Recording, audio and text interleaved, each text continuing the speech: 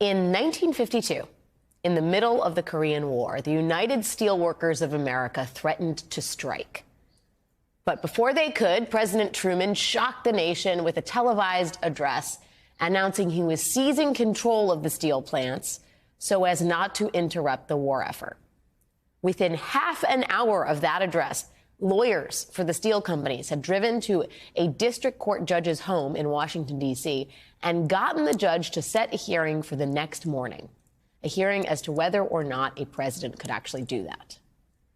Now, the merits of that case are really interesting, but the reason the steel seizure case matters today is the speed at which it was heard by the Supreme Court.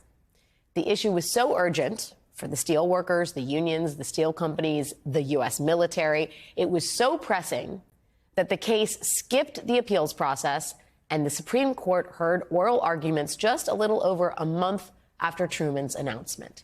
They decided the case less than a month after that, which is like light speed in Supreme Court time.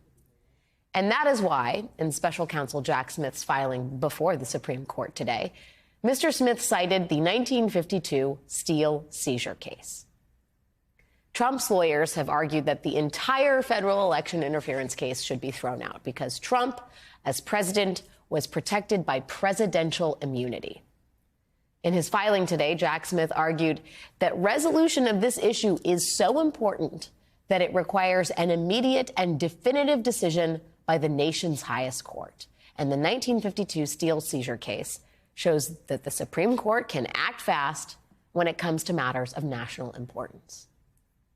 But special counsel Smith also offered the Supreme Court an even more direct precedent. This is NBC Nightly News, Friday, May 24th. Reported by John Chancellor. Good evening. Late this afternoon, there was a stunning and completely unexpected development in the battle Special Watergate prosecutor Leon Jaworski is waging to get presidential tapes. He went directly to the Supreme Court and asked it to intervene on his behalf. Jaworski went directly to the Supreme Court in an attempt to avoid a time-consuming test in the Court of Appeals. Jaworski said the issues raised by the president's defiance of the subpoena must be resolved before the Supreme Court goes on vacation next month. Now, in their own filing before the Supreme Court yesterday, Trump's lawyers made clear that Mr. Trump does not want the court to act too quickly. Trump urged the justices not to rush to judgment in an obvious bid to try and delay this issue from being resolved and therefore potentially delay Trump's trial past the 2024 election.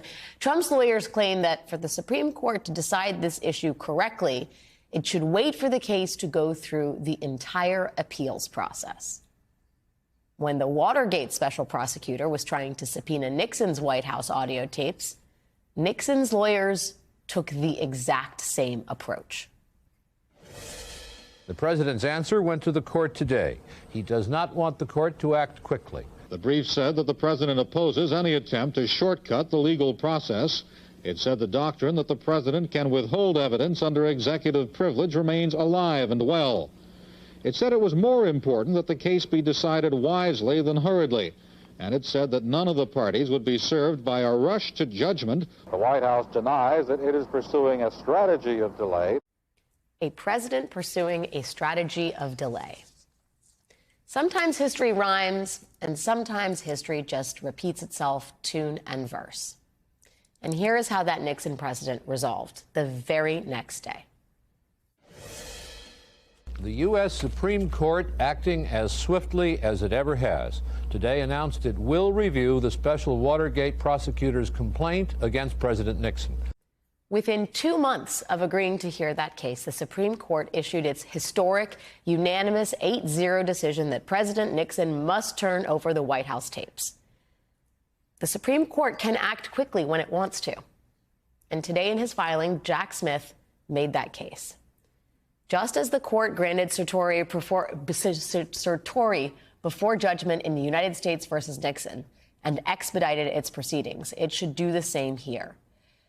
Here, the stakes are at least as high, if not higher. The resolution of the question presented is pivotal to whether the former president himself will stand trial, which is scheduled to begin less than 3 months in the future.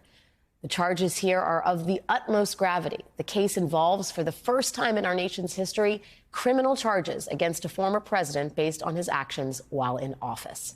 And not just any actions, alleged acts to perpetuate himself in power by frustrating the constitutionally prescribed process for certifying the lawful winner of an election.